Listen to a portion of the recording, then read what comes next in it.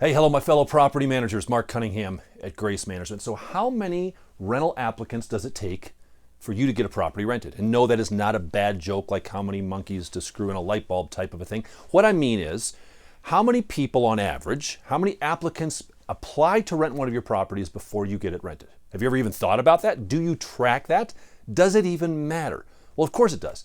Because if 100 people have to apply before you get that property rented, that's a very inefficient way of doing things. So let me offer some thoughts and best practices as a goal of reducing the number of individuals that you decline, increasing the number of individuals you approve, because you structure it in such a way, this is the goal, that only great pre-approved applicants will bother applying. Wouldn't that be wonderful if every single person that applied through your system, you structure it in such a way that you could approve them, not just because you approved them, but because they were qualified.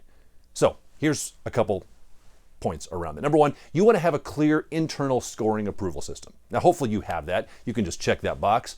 Whether you use a third party and they come back with a green or red, or they come back with an approved or declined, or they come back with a conditional approval, or maybe you do it internally, but you need to make sure you have a clear process, a clear screening process to put your applicants through. We use a scoring system at our office, so we get their credit, their criminal, their eviction, we look at the landlord reference, we look at all sorts of information. We put that into a scoring model, and that's going to give them a point system, and based upon how many points they have, we can say declined, approved, approved conditionally. But you want to have something like that in place, so it's very, very clear, and you're never thinking, gosh, I think I'm going to go ahead and approve this one. Why?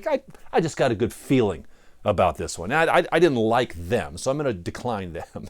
That's a real quick way to get yourself sued because you're doing it wrong and you're probably discriminating in some form or fashion. You don't want to be doing that. So have a clear internal scoring system. Number two, you want to have very clear pre-screening questions before you even show a property to an applicant. Have you ever had someone view a property? They called, you talked to them for a long time, maybe you drove to the property, you showed it to them, you had a long conversation, they had more questions, they applied for the property, you got their information, and you see they had a credit score of 7 and 5 evictions. They almost had as many evictions as matched the credit score. And you're thinking, well, that was a waste. Why didn't I ask them on the front end, hey, do you have any evictions? Because if so, don't waste your time, your money, and my time.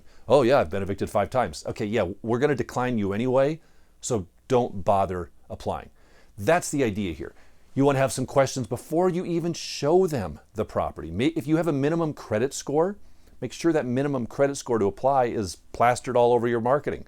Make sure that if you don't approve people who've been more than 2 evictions, you plaster that on the front end and you ask them those questions, those pre-screening questions, before they waste their time coming to view your property. Because what we're trying to do here, remember, we're trying to filter out on the front end, have people self-select out those people who you would disqualify anyway, filter them out, have them self-select out before they waste their money applying and you waste your time saying, no, I'm sorry. That's the idea here. Now, before we go on to point number 3, I want to thank the sponsor, Surevestor. Insurance is a big deal, isn't it? I just talked about being sued a moment ago if you're doing fair housing stuff. Surevestor is a solution for you as a property management on insurance. I had to print this out because they have so many new things that they're offering to property managers around insurance. Now, Surevestor is property managers. These folks were property managers. They still are, but they also created this company to help us because they recognized how hard it is to get insurance. So they have landlord protection, a policy for your landlords. They have a master general liability. Ooh, that's a big deal. We need that. A master tenant liability policy. They have security deposit alternatives and bundles of those. Even if you love the way you're doing your insurance, jump on their website, watch their webinars. They've got great educational webinars, just so you can be like, yep, I got it covered. I have all the insurance I need for me, my tenants, my landlords. So even if you love your insurance, which I know none of us do, but if you do, check them out. And if you don't, have them give you a demo of their product. Tell them Marc sent you. Jump on their site, surevestor.com. You will be glad you did. Point number 3, you want to share that scoring criteria at the time the tenant is about to apply. Now, most of our screening processes and screening companies already have that in place. So if a tenant goes to apply, before they apply, it's going to say, wait. Before you apply, Here's our scoring criteria. Here's our screening criteria. So if you don't hit one of these, don't waste your time, your money, my time by making me decline you. And then you can talk about the evictions and the minimum credit, and maybe you want to see a minimum security deposit. Make that stuff big and bold on the very, very front end of these things.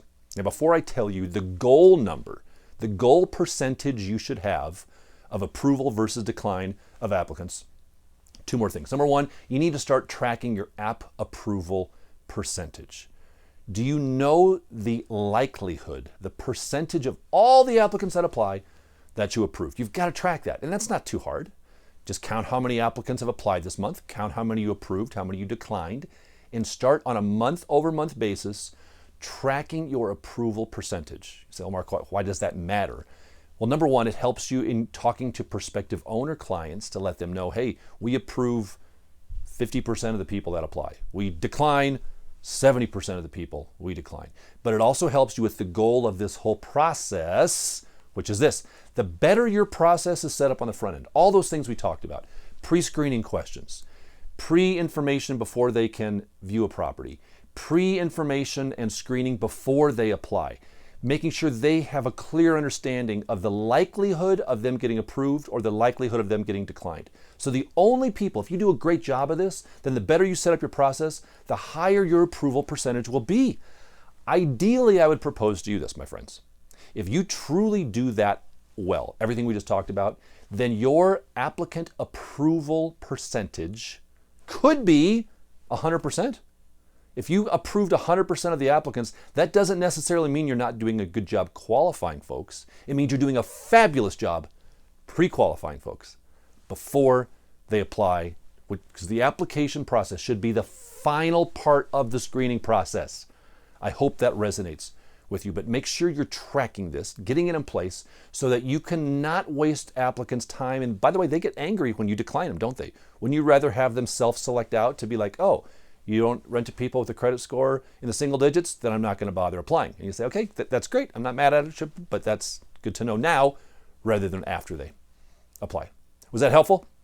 Do you know, by the way, my friends, before you sign off, have you been listening to our new podcast? Every 2 weeks, we have a podcast coming out in longer format. I think this month we're talking about maintenance, how to deal with maintenance issues. I think 2 weeks ago it was tenant or owner screening. How do you screen your owner clients? That's the little picture of the podcast if you want to search for it. Go on to wherever you get your podcasts, search for Property Management Business. That's the name of it, the Property Management Business Podcast with me, Marc Cunningham. I think you'll find it interesting. That way you don't have to watch these videos as you're driving. You can just listen to me and take me in the car when you're driving around wasting all your time showing vacant properties. So that's our new podcast out there. Hey, we've got our PM Build website. This is it's a picture of our last Visit Grace event. We've got opportunities. You can sign up, come to our office, spend 2 days with me and my team where we will teach you everything we know about property management, which quite frankly is quite a bit, and give you every document, every form, every system manual. So if you're interested in that, jump on our website, pmbuild.com, along with all the other resources on there. My friends, until next time, I wish you success.